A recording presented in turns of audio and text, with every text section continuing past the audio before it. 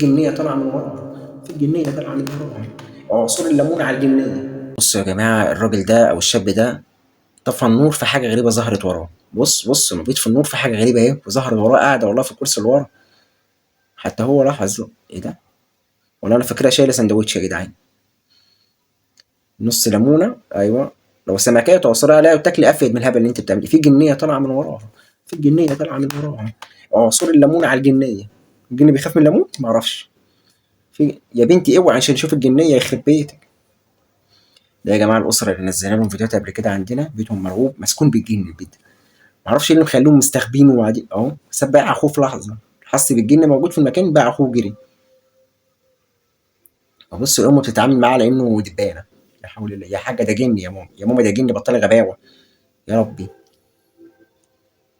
ايه ده، طفله صغنطوطه شكلها كيوت. مش عارف ايه المرعب اللي هيحصل لها دلوقتي يا جدعان. بتقول لهم انا شفت واحد في الغابه طويل جدا، اللي هو ده. اه، في شخص مرعب هو واقف هناك يا جدعان، واخدين بالكم منه؟ اهو.